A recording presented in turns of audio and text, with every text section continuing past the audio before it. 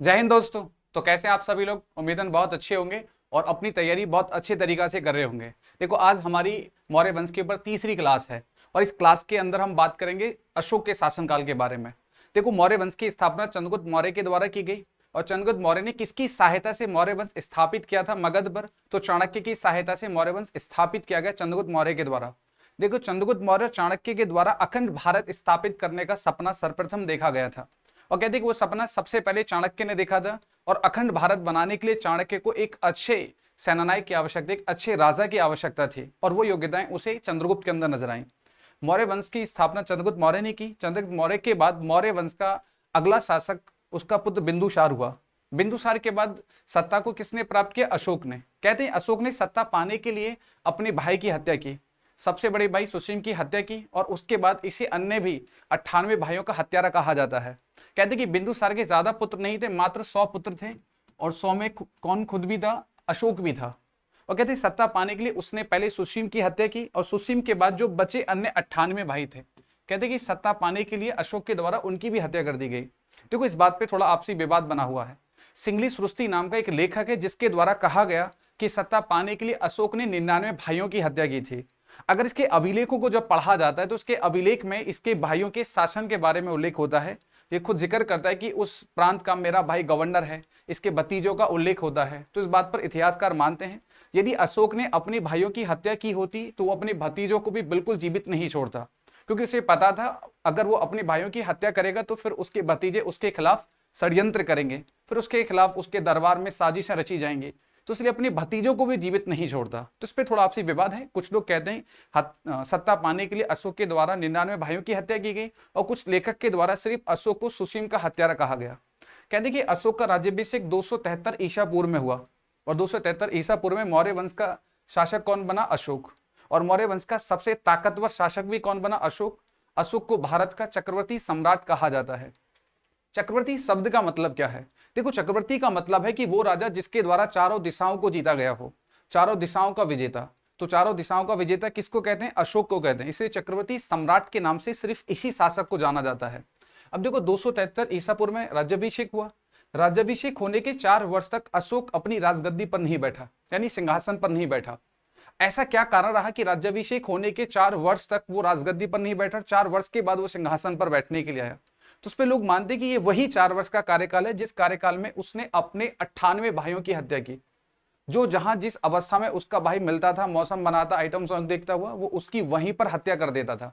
तो कहते कि 4 वर्ष के कार्यकाल में उसने अपने अन्य सब भाइयों की हत्या की और जब सबकी हत्या कर दी तो अब उसे लगने लगा कि अब उसका सिंहासन सुरक्षित है, अब उसके खिलाफ कोई षड्यंत्र करने वाला नहीं होगा। इसलिए 269 ईसा पूर्व में अशोक राजगद्दी पर बैठा।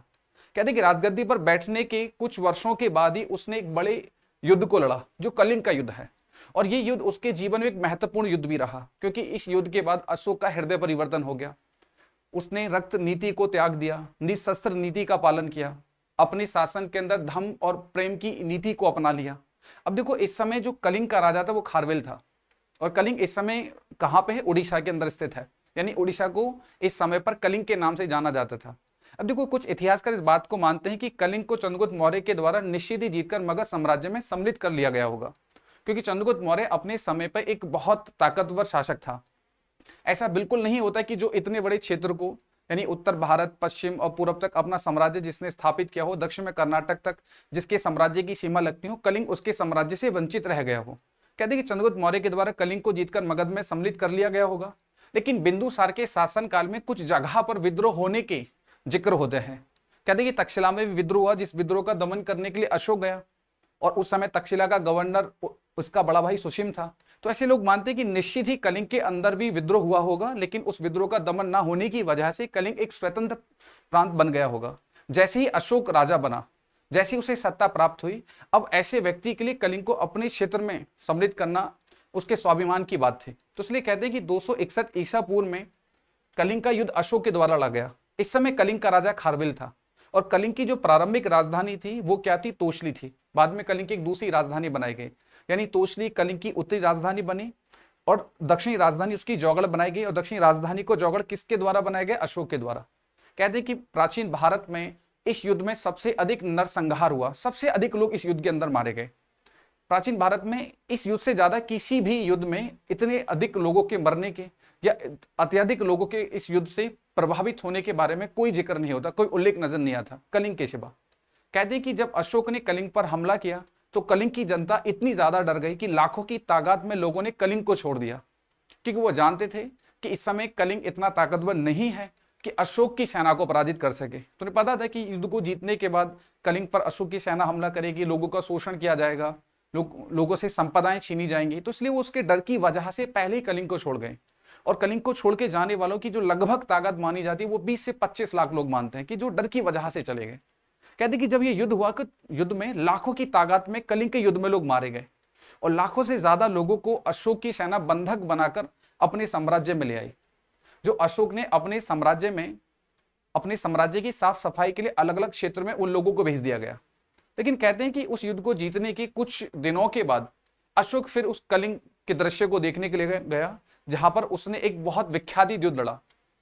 कहते हैं कि कलिंग के उस दृश्य को देखने के बाद जो वहां बिखरा हुआ रक्त, कटे हुए शरीर और गिद्धों के द्वारा मृत शरीर को खाने के दृश्य को देख के कहते हैं कि अशोक बहुत भावुक हुआ और भावुक होने की वजह से उसने वहीं पर शस्त्रों का त्याग कर दिया और निशस्त्र नीति को धारण किया।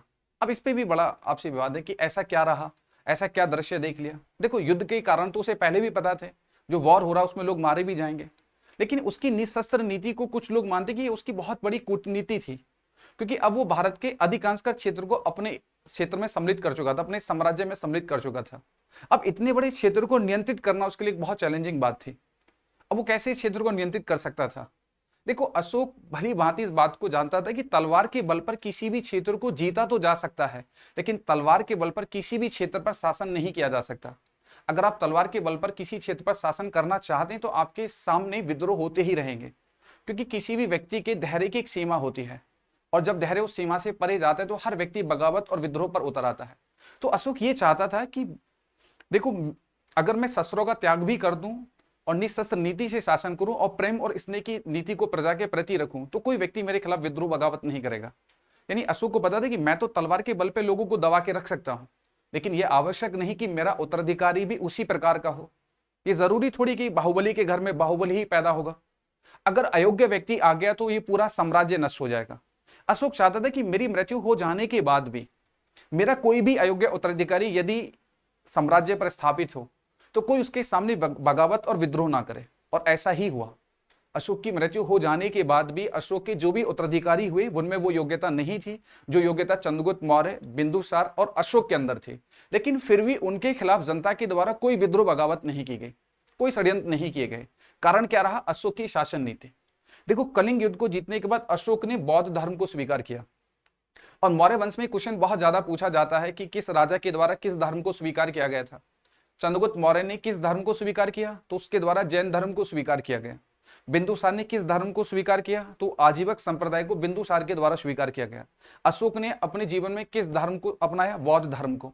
तो ऐसे बहुत ज्यादा क्वेश्चन पूछता है कि चंद्रगुप्त मौर्य ने किस धर्म को स्वीकार किया, बिंदुसार के द्वारा किस धर्म को स्वीकार किया गया, अशोक ने किस धर्म को स्वीकार किया। तो ये तीनों बात आपको ध्यान रखनी है। चंद्रगुप्त मौर्य जैन धर्म को स्वीकार करता है, बिंदुसार आजीवक संप्रदाय को स्वीकार करता है और अशोक के द्वारा बौद्ध धर्म को स्वीकार किया गया। अब इसने किसकी सहायता से बौद्ध धर्म को स्वीकार किया था? तो कहते हैं कि इसने उपगुप्त की सहायता से बौद्ध धर्म को स्वीकार किया।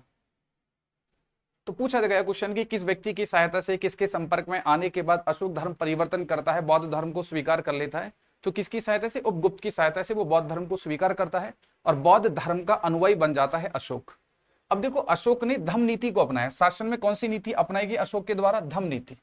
धम्म का मतलब क्या है? धम्म का मतलब है प्रेम और स्नेह से शासन करने वाला। कहते कलिंग के युद्ध को जीतने के बाद अशोक के जीवन में बहुत ज्यादा साधारणता नजर आई। यानी वो कलिंग के युद्ध को जीतने के बाद जब उसने बौद्ध धर्म को स्वीकार किया और उस धर्म को स्वीकार करने के बाद उसने बहुत साधारण और सादगी जैसा जीवन व्यतीत किया। यानी एक राजा था, मखमल के बेड पर सोया करता था, आलीशान बेड हुआ करता था। कहते अशोक ने फिर उस पर सोना बंद कर दिया। अशोक जमीन पर सोया करता था। ऐसा नहीं कि राजा है तो एक राजा के एटीट्यूड में और भाई साहब सज धज के बुरी मतलब बहुत अच्छी तरीका से चलता हो, अच्छे आभूषण पहनता हो, ऐसा कुछ भी नहीं। कहते अशोक बहुत साधारण वस्त्रों को पहनने लगा, बहुत सिंपल वस्त्र। ठीक है। कहते कि जब कभी भी प्रजा के द्वारा प्रजा उससे मिलने के लिए आती थी तो प्रजा को ऐसे फील होता था कि जैसे वो अपने किसी पारिवारिक व्यक्ति के साथ बैठकर बात कर रहे हैं। इस प्रकार के उसके साधारण वस्त्र होते थे। उसने धम्म नीति को अपनाने के बाद तुरंत ही शस्त्रों का त्याग किया और कहते उस समय जितने भी हथियार थे सब शस्त्रागार में रखवा दिए गए। कह दिया कि भाई अब मेरे साम्राज्य में शस्त्र की नीति का कोई स्थान नहीं होगा। कहते उस समय जितने भी बूचड़ कहानी थे सबको बंद करवा दिया, जहां जानवरों की हत्या की जाती थी। कहते कि अशोक के साम्राज्य में किसी भी जानवर को नहीं मारा जाता था, पक्षी तक की भी हत्या नहीं की जाती थी। कहते उसके द्वारा पशु चिकित्सालय बनवाए गए, मानव चिकित्सालय बनवाए गए। जैसे आज के समय पर सरकारों के द्वारा लोगों के इलाज के लिए अस्पताल बनवाए जाते हैं, जानवरों के लिए अस्पताल बनवाए जाते हैं, तो उस समय पर भी अशोक ने नीति अपनाई। अगर कोई भी जानवर कोई भी बीमारी से क्षतिग्रस्त होता था या उसे कोई भी दिक्कत मतलब कोई भी क्षति होती थी तो उसके लिए ट्रीटमेंट करने के लिए उस समय के डॉक्टर होते थे, पशु चिकित्सालय होते थे, मानव चिकित्सालय होते थे। अगर लोगों को कोई भी समस्या बीमारी होती थी उसका फ्री कॉस्ट इलाज किया जाता था। अशोक ने धर्मशालाएं बनवाई। अगर कोई व्यक्ति किसी रास्ते से निकल कर जाता था और रात्रि का समय हो जाए तो रास्ते में कुछ जगह पर धर्मशालाएं बनाएगी जिससे वो वहां पे आराम कर सके और खाने पीने की पर्याप्त व्यवस्था वहां पे रहती थी। तो इस उदारता की वजह से अशोक एक महान शासक के रूप में कहा गया, क्योंकि अशोक ने अपनी खुशी अपनी निजी जीवन में नहीं देखी, वो अपनी खुशी को प्रजा की खुशी में ढूंढता था। और ये कहते हैं कि यही राजा का कर्तव्य है, ये राजा का दायित्व है कि वो कभी भी अपनी खुशी को अपने जीवन में नहीं ढूंढे। राजा को हमेशा तब खुश होना चाहिए जब उसकी प्रजा खुश हो, उसकी प्रजा समृद्ध हो, तब राजा को खुश होना चाहिए। तो राजा हमेशा प्रजा के खुश में खुशी होना चाहिए, प्रजा के दुख में उसे दुखी होना चाहिए। कभी भी अपने निजी जीवन में उसे खुश नहीं होना चाहिए किसी खुशी से। ठीक है, तो यानी वो बहुत ज्यादा साधारण स्वभाव का हुआ, प्रजा हित के लिए बहुत ज्यादा उसने कार्य किए, इसलिए प्रजा के द्वारा उसे तहे दिल से अपने एक अच्छे शासक के रूप में स्वीकार किया। हर किसी के लफ्ज पर एक ही बात होती थी, अशोक अशोक अशोक। किसी को कोई भी दिक्कत होती थी, अगर किसी भी समय अशोक के पास जाते थे, कहते हैं अशोक तुरंत उस समस्या को सुनने के लिए उपस्थित होता था। जब वक्त कोई भी क्यों ना हो, रात्रि का कोई भी समय हो, दिन का कोई भी समय हो, वो तुरंत उपस्थित होता था अपनी प्रजा की बात को सुनने के लिए। देखो, चाणक्य ने अपनी नीति में एक बात को कहा था, यदि प्रजा किसी बात से नाराज है तो राजा को कभी भी प्रजा से इंतजार नहीं कराना चाहिए। राजा प्रजा को जितना अत्यधिक इंतजार कराएगा, प्रजा उतनी ही बागी हो जाएगी और वो विद्रोह पर उतर आएगी। अगर कोई समस्या है, प्रजा को कोई दिक्कत है, अगर प्रजा आती है तो अगर राजा तुरंत उस समस्या को सुनने आ जाते हैं तो वो एक विद्रोह को दबा सकता है, एक जो उसके साम्राज्य के अंदर अशांति उत्पन्न हो सकती है वो उसको समाप्त कर सकता है। ये चाणक्य की नीति थी। अब देखो, उसने बौद्ध धर्म को अपनाया, बौद्ध धर्म की धम्म नीति को अपनाया और गुप्त की सहायता से उसने बौद्ध धर्म को स्वीकार किया। एशिया में बौद्ध धर्म का सबसे अधिक प्रचार किसके द्वारा किया गया? अशोक के द्वारा। देखो, अशोक ने बौद्ध धर्म का प्रचार करने के लिए किसको भेजा? अपने पुत्र और पुत्री को भेजा। कहां? श्रीलंका। देखो, ये एग्जाम में पूछा गया क्वेश्चन है, बहुत ज्यादा पूछता भी है कि अशोक ने अपने पुत्र और पुत्री को किस देश में बौद्ध प्रचार के लिए भेजा, तो कहां पे भेजा? श्रीलंका। पुत्र कौन था? महेंद्र। और पुत्री कौन थी? संघमित्रा। तो पुत्र महेंद्र और पुत्री संघमित्रा को बौद्ध प्रचार के लिए अशोक के द्वारा कहां भेजा गया? श्रीलंका में भेजा गया। देखो, अशोक भारत का प्रथम राजा हुआ जिसके द्वारा शिलालेख, अभिलेख और स्तूपों का निर्माण करवाया गया। और अशोक ने 14 अभिलेख लिखवाए थे जो ग्रीक, अरमाइक, खरूष्टी और ब्राह्मणी लिपि में लिखे गए थे। उत्तर पश्चिम दिशा में जितने भी अशोक के अभिलेख मिले हैं वो ग्रीक और अरमाइक लिपि में मिले हैं और सबसे अधिक अशोक के अभिलेख को ब्राह्मणी लिपि में लिखा गया था। देखो, अपने जीवन में अशोक ने 84,000 स्तूपों का निर्माण करवाया था, लेकिन आज के समय में हमें सिर्फ एक ही स्तूप मिला अशोक का, और वो कौन सा था? सांची का स्तूप जो मध्य प्रदेश में है। 1989 में यूनेस्को के द्वारा उस स्तूप को यूनेस्को के विश्व धरोहर में जोड़ा गया। बाद के स्तूप कहाँ गए? 84,000 बने। कहते इन स्तूपों को मगध के राजा के द्वारा ध्वस्त करवा दिया गया, और मगध का राजा था पुष्यमित्र शुंग, जो मौर्य वंश के बाद शासक हुआ और जिसने शुंग वंश की स्थापना की। तो पुष्यमित्र शुंग ने 84,000 स्तूपों को नष्ट करवा दिया। कारण क्या था कि उसने उसके सारे स्तूप खत्म करवा दिए? कहते कि जब वो शासन कर रहा था तो तब भी लोगों के मन में अशोक ही समाहित था, लोग अशोक की शासन नीति की ही प्रशंसा करते थे। अब इससे पुष्यमित्र शुंग को ईर्षा होती थी। देखो, अशोक को मरे काफी वर्ष हो गए, लेकिन लोगों के दिमाग पर और जीभ पर एक ही नाम चढ़ा रहता है, अशोक अशोक अशोक। अशोक की महानता का कारण क्या है? तो उसके कुछ बेवकूफ अधिकारियों ने बता दिया कि अशोक महान इसलिए हो गया क्योंकि उसने स्तूपों को बनवाया था। तो अब पुष्यमित्र शुंग को लगा यदि मैं अशोक के सारे स्तूपों को खत्म कर दूंगा और अपने स्तूप निर्मित करा दूंगा तो लोग अशोक को भूल जाएंगे, और लोग किसको याद करेंगे? पुष्यमित्र शुंग को याद करेंगे। पर वो बेवकूफ भूल गया। अशोक की शासन नीतियां इतनी उदार थी कि उसे भूला नहीं जा सकता था, और उसके स्तूपों को तोड़ाने के बाद भी वो अशोक के नाम को कभी समाप्त नहीं कर पाया, और पुष्यमित्र शुंग वो उपलब्धि नहीं प्राप्त कर पाया जो अपने जीवन में उपलब्धि अशोक के द्वारा प्राप्त की गई। अब देखो, अशोक के जो अभिलेख थे वो 4 लिपि में लिखे गए थे। अभी मैंने आपको बताया कि चार कौन कौन सी लिपि थी, तो कौन कौन सी लिपि थी चार, देखो ग्रीक, अरमाइक, खरोष्टी और ब्राह्मणी, इन चार लिपि में अशोक के अभिलेख मिले हैं। अब देखो इनमें से कौन सी लिपि है जिसका सबसे अधिक उपयोग किया गया है उसके अभिलेख लिखने में, तो किस लिपि का, ब्राह्मणी लिपि का सबसे अधिक उपयोग है। उसके जो अभिलेख मिले हैं सबसे अधिक अभिलेख ब्राह्मणी लिपि में मिले हैं।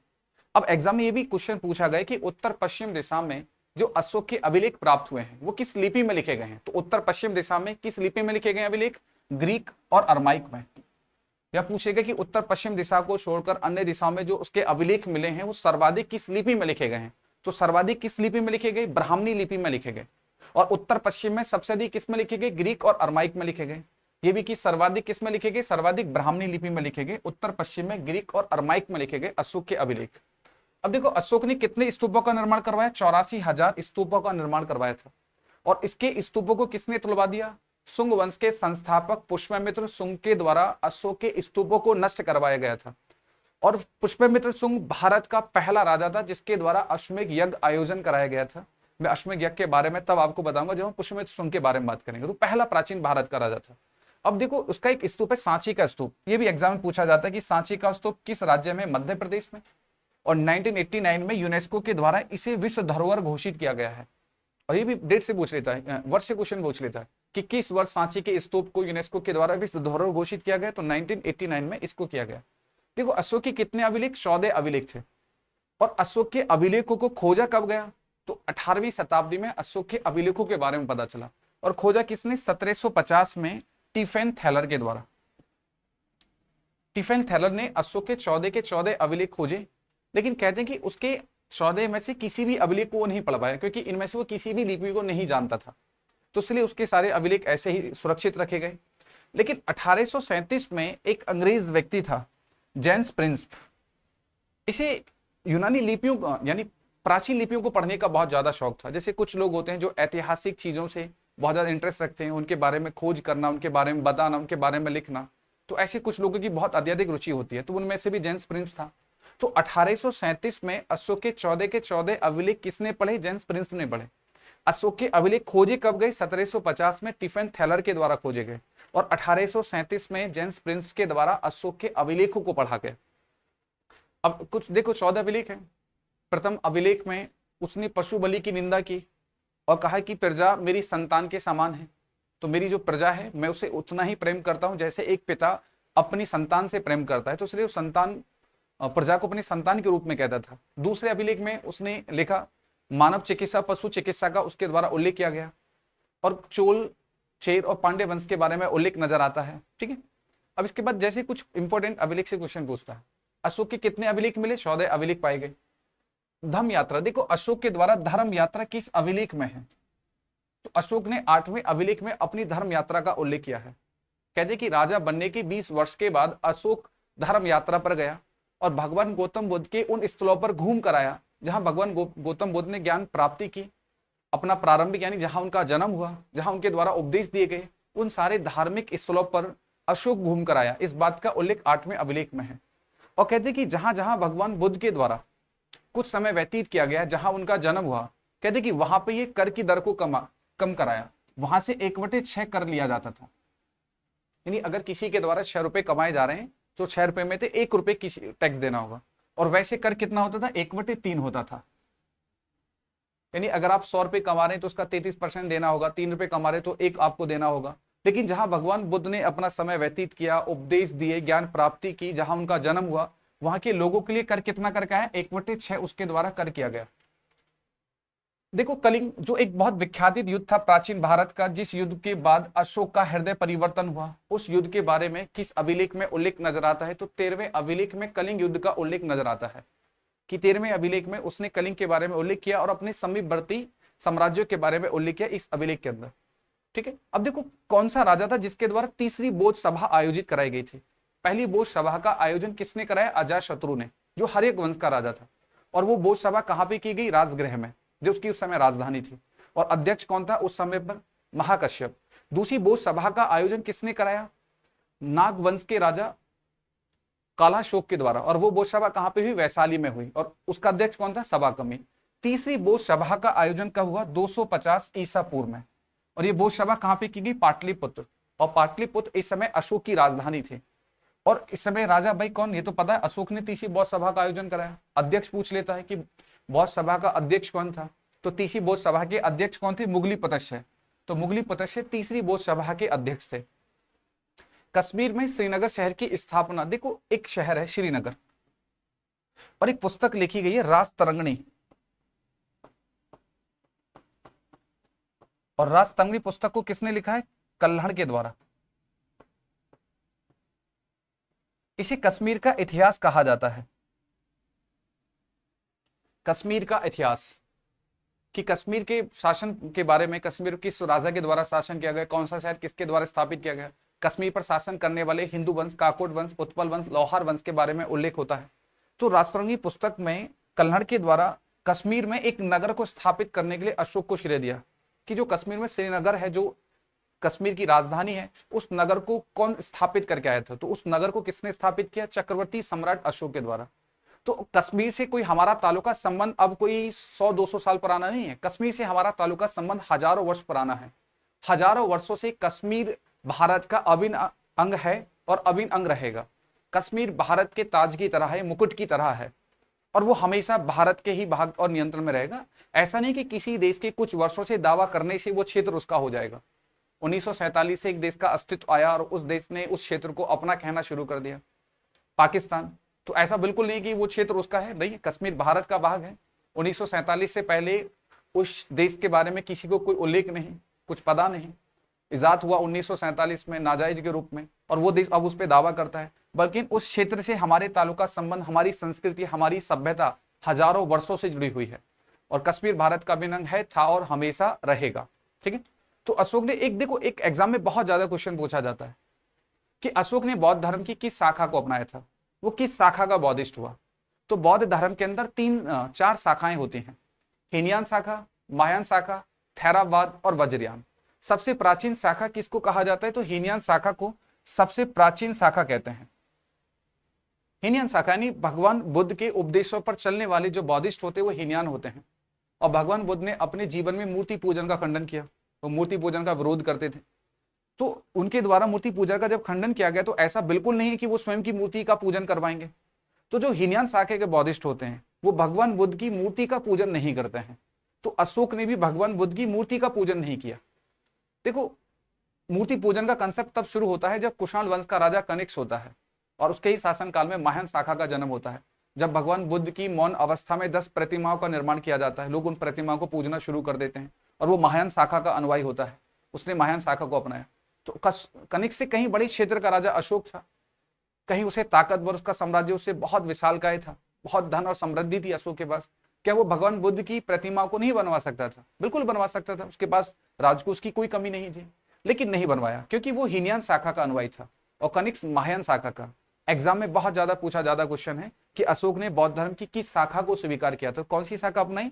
तो उसने हीनयान शाखा को अपनाया था। देखो अब एक एग्जाम में पूछा गया क्वेश्चन था कि भाई जो बराबर की गुफाएं हैं वो किस राज्य में हैं? तो बराबर की गुफाएं किस राज्य में? बिहार में। और इन गुफाओं का निर्माण किसने करवाया था? बृहद्रथ के द्वारा करवाया गया था। और बृहद्रथ किसका पुत्र था? अशोक का पुत्र था। बराबर की गुफा में ऐसा क्या है कि एग्जाम में क्वेश्चन पूछा जाता है? देखो पहली बार प्राचीन भारत के अंदर इन गुफाओं में चैत्य और विहारों का निर्माण करवाया गया था, यानी चट्टानों को काटकर ऐसी गुफाएं बनाई गई जिनमें बौद्धिस्ट भिक्षु आराम भी कर सकते थे और पूजा पाठ भी कर सकते थे। तो जो चैत्य होते थे वो क्या थे? वो एक प्रकार के आराम करने का जगह होता था जहां वो विश्राम कर सकते थे। ठीक है, दीवारों में खंबे खंबे से काटकर बनाए जाते थे। जो बिहार होता था उस पर नक्काशी की जाती थी, वहां प्रतिमाएं बनी होती थी भगवान बुद्ध की, जहां वो पूजा पाठ करते थे बौद्ध धर्म के अंदर। ठीक है, अब देखो एक क्वेश्चन पूछता है कि भाई मौर्य वंश का अंतिम शासक कौन था? तो मौर्य वंश का अंतिम शासक कौन रहा? बृहद्रथ। और बृहद्रथ की हत्या किसने कर दी? इसके ही सेनापति ने। और सेनापति कौन था? पुष्यमित्र शुंग।